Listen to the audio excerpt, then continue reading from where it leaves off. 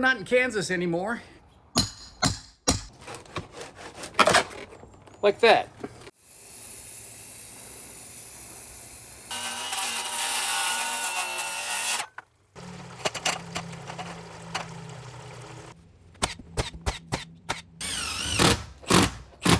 We got that going for us.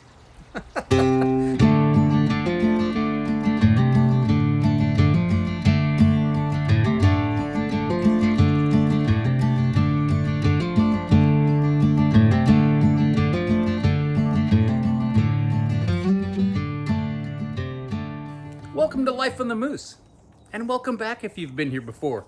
If you've been here before, you're probably thinking to yourself, I've never been there before. Well, you're right. This is my home. Well, that's my home. It's our home, technically. Karen owns part of it too. So yeah, we're not in Kansas anymore, or Red Moose Ranch. We are on the coast of Washington, not technically the coast, but the rainy side of Washington, put it that way. This is our little 900 square foot house. I bought it as a rental a whole bunch of decades ago, and that's where we live right now. We decided to downsize from our big house about 5 years ago, move into this while we worked on our ranch over in eastern Washington. So that's the plan, and that's why we're living here. So here's what we're going to do today. Come on, I'll show you. I put this little seating area in about 4 years ago. We noticed a couple things. The biggest thing we noticed is this is really uncomfortable to lean back against. So we're gonna get rid of this siding from this level on down, and we're gonna replace it with cedar tongue and groove. Get that nice flat wall. It'll look great. It'll tie in all the other cedar that we have going on here, the deck, little privacy wall going on over there. So it'll tie everything nice, having this natural cedar. So I'm gonna wrap it around, and it's gonna end right here at this corner. The other thing I want to change while I'm doing it is I'm going to pull these top boards up, and I'm going to make this bench just a little bit wider, about 3 inches to be exact. So I'm going to pull these boards up. They're just tacked down with finish nails. Shouldn't be a big deal taking them up. If I can save them, I'll save them. If I can't, birdhouses. Well, if you haven't been able to tell yet, I'm extremely uncomfortable doing this videoing here, because I feel like I have to talk in a quiet voice. When you're at the ranch, it's our property about as far as you can see in every direction. Not here. That's property line on one side. That's the property line on the other. That's the property line on the end. And then it goes out to the street in that direction. Very small. Red Moose Ranch sits on 32 acres. This sits on about 0.032 acres. Big difference. So that's why I'm a little uncomfortable talking in my big boy voice, because I know there's conversations I can hear happening on either side of me. Not right now, but I can hear it when they do. So for now, the first thing is to start pulling up those bench boards and then start peeling off that siding. This house, by the way, was built in 1950. It has a big crawl space right here. Kind of sits on the side of a hill, so it goes up from here up to the street level. So the good thing is, when I take this siding off here, I won't be directly going into living space. It's all crawl space from here on down. This area does get a lot of wind. That area is south, that area is west, and anyone from around this area knows the weather, the wind, the rain, most of it comes from the southwest. And the way that wind whips around the edge of this house, this corner usually gets plastered pretty good with moisture. So I have to really be sure that I make this thing watertight. You might see a cat or two running around here. Gus and Tucker. What do you say we get to work, start tearing stuff apart? Sounds like a good idea.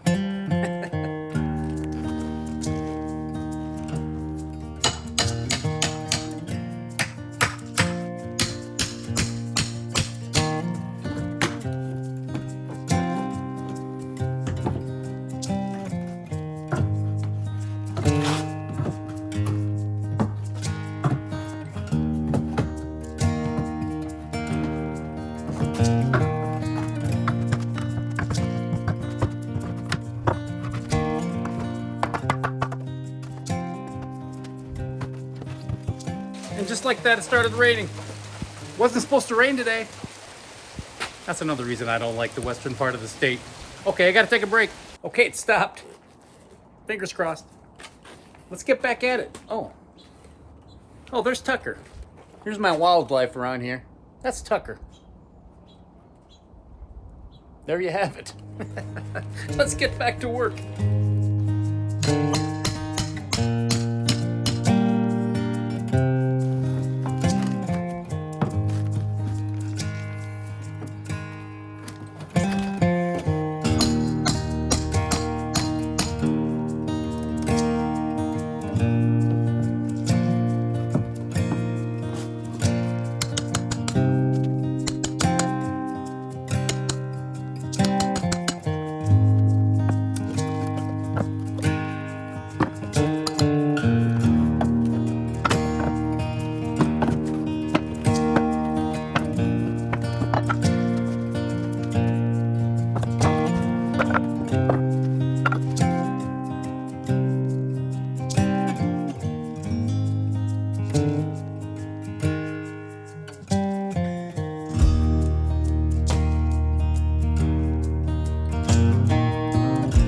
Well, as you can see, I have about 1.5 million nails to pull. So I think instead of pulling them, I'm just going to take my nippers, cut them off relatively flush with this top of the wood, and then just take my hammer and pound them in the rest of the way. I think that's quicker than trying to just pull them out carefully without cutting them. So let's do that.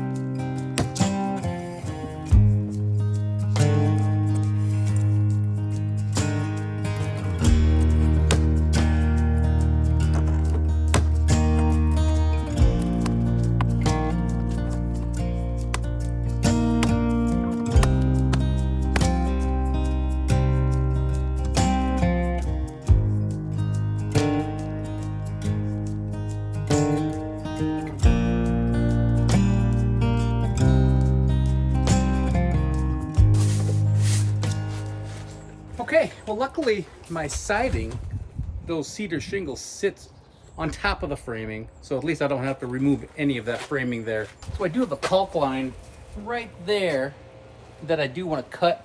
Then I'll be able to start working my way up and take these shingles off. Oh, before I do that, this downspout, luckily it breaks right there, which couldn't be more perfect.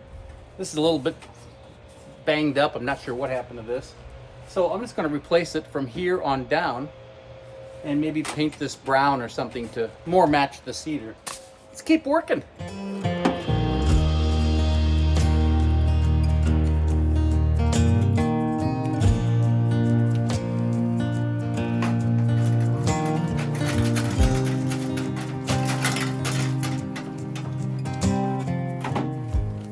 So these cedar shakes overlap each other by a lot. So this one down here, probably the top of it is probably around here somewhere. There's also 2 layers of shakes here on top of each other. And underneath that, if I remember right, is some horizontal cedar, I think. We'll see what I have underneath there for sheathing. I may have to replace that too. So instead of starting on the bottom and working way up, we'll have to fight every layer. So we're just going to loosen up these nails. This is going to stay. We're just going to pull this apart as much as we can, keep them intact. Trying not to damage these things. Then we can start wiggling these out, and we'll probably have to split the tops of these to pull them away from this nail that's up here, if that makes sense. So let's try to perform surgery on this without hurting anybody. That's important. I got a visitor. More wildlife. You want to say hi to Tucker? Tucker, come here. Come here, Tucker. He's camera shy like I am. He is, really. I mean, I am, really. Let's get to work.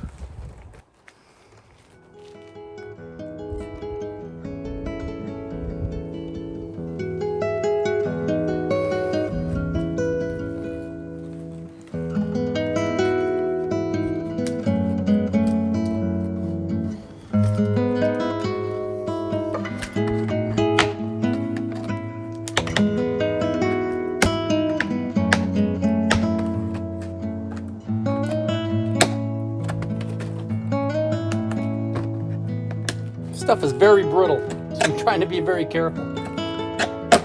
I will have a piece of flashing that tucks under here and will go over my new siding.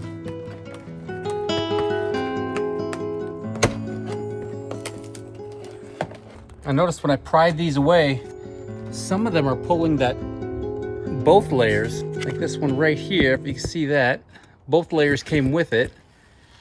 Over here it did not, so I'm gonna have to pull this one out as well so I can get to this one. It's all perfectly clear. So I think I got it to the point where I can pry this out, pull it down, and those nails will just pull through the very tops of this. This is tapered, as you know. Well, maybe you didn't. So the bottoms are thick. The tops, they just go to nothing. So hopefully it'll just rip through those nails up on top. See what happens.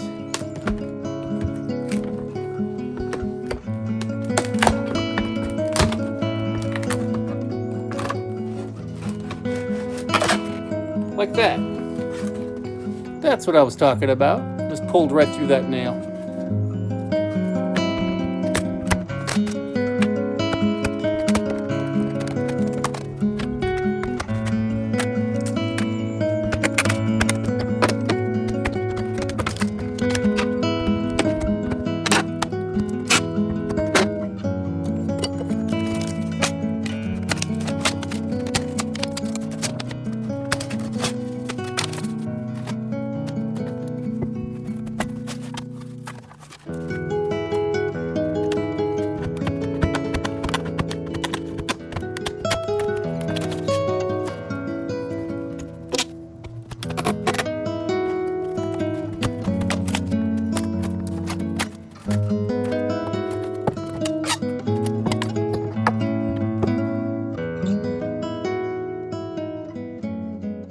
Well, you gotta love old houses.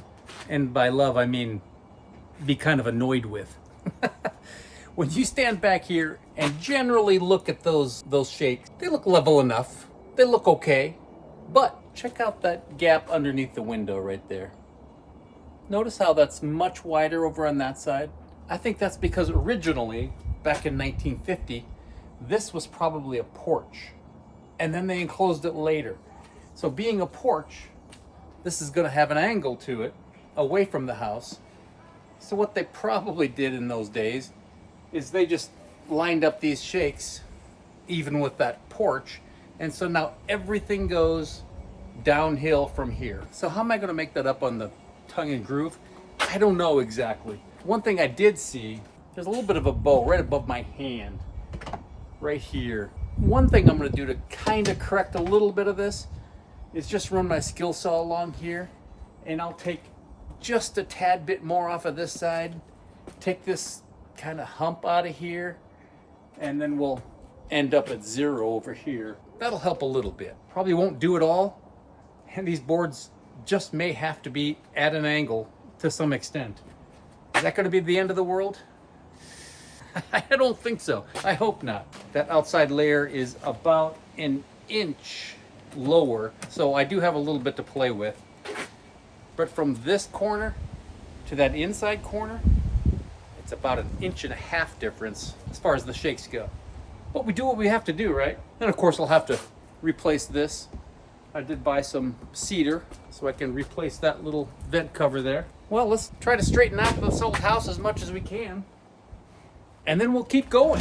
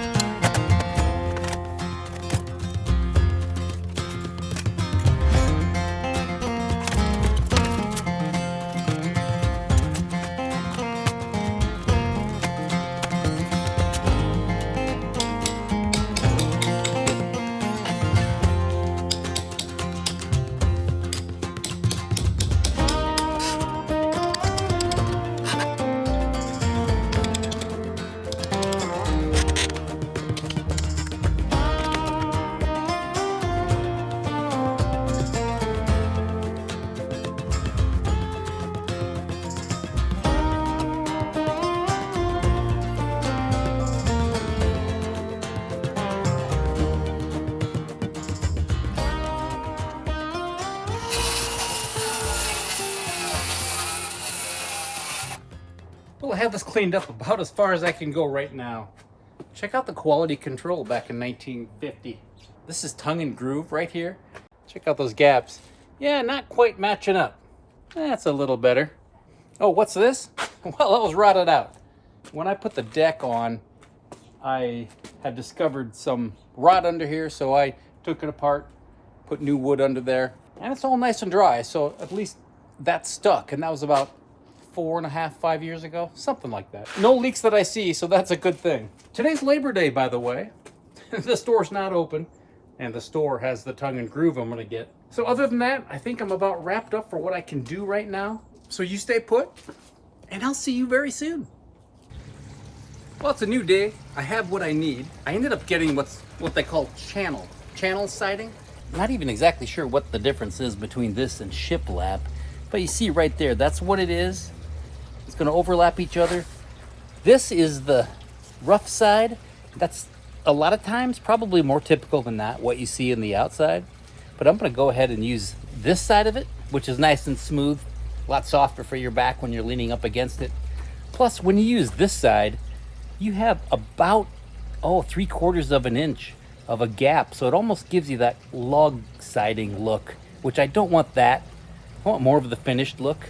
So I'm gonna go with this side out. Before I put that up, I am gonna put this marine grade plywood against these boards that are currently on the house. That'll give me a nice flat material to work with. Flatter anyway. Speaking of flat, I'm also gonna do a little planing.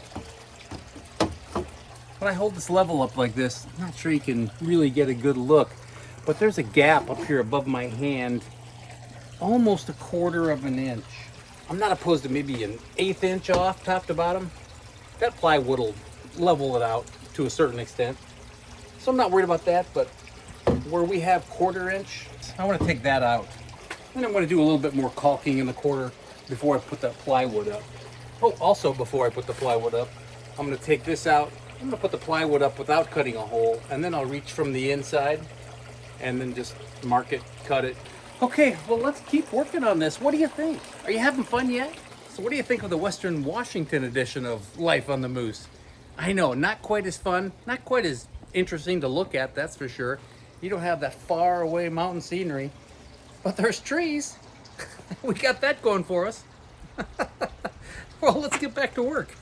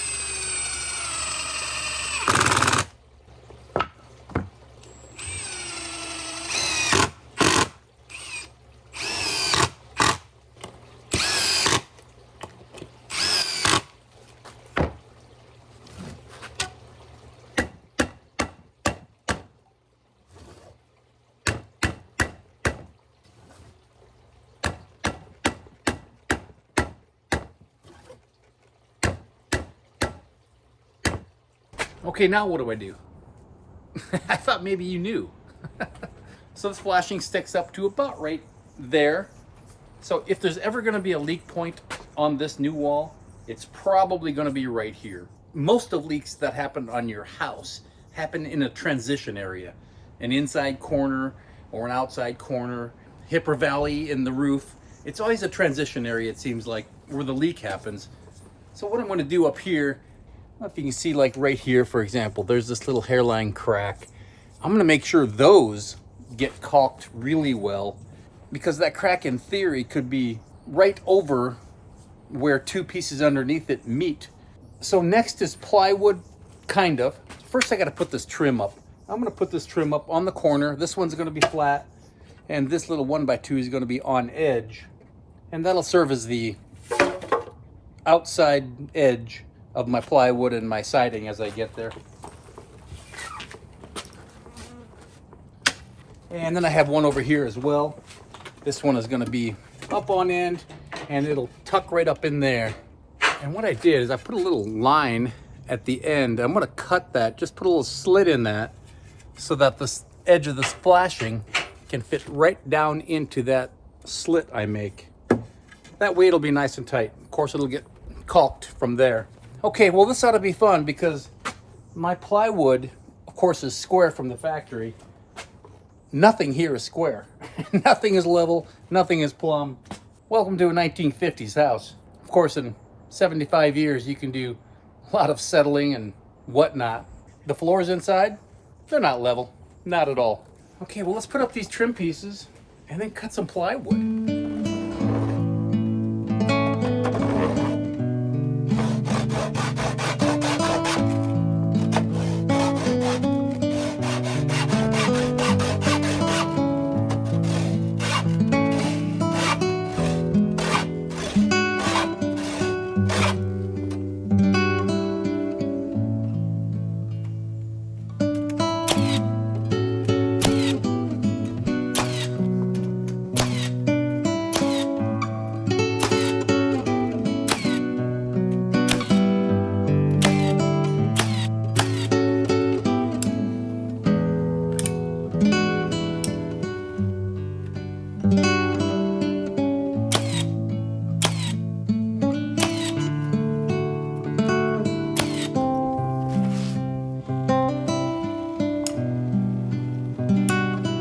So I took my level and I ran it along that corner and plumbed it, so I had about a 1/2 inch gap down there.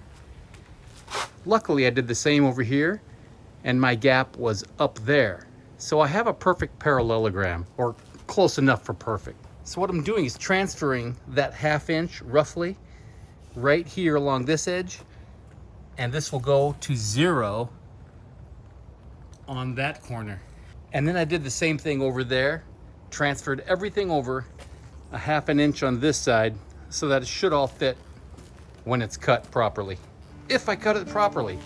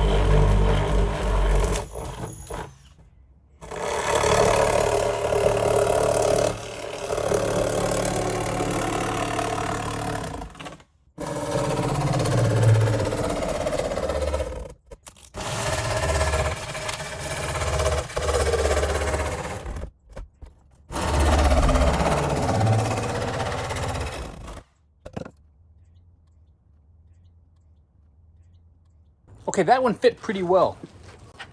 This one is more of a rhombus. Is that what you call it? A rhombus? Less of a parallelogram. This is actually wider on the bottom, narrower on top. So I'll show you what I'm going to do here. It's 81 1/8 on top, side to side. 81 3/4 on the bottom, side to side. That difference, 81 3/4, which is 6/8, minus the 1/8, gives us 5/8 inch difference. So of that 5/8 inch difference, I know on the left side is less severe. So I'm gonna take 1/4 off of this corner, and I'm going to take 3/8 off of this corner, and we'll be golden.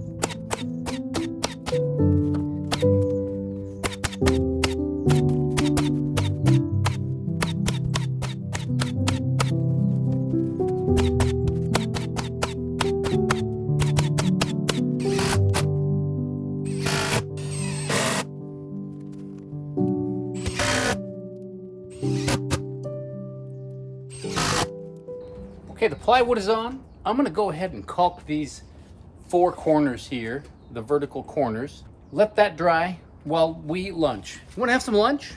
Let's eat lunch. No, not bear chili. I'm having venison burger today. I'm hungry.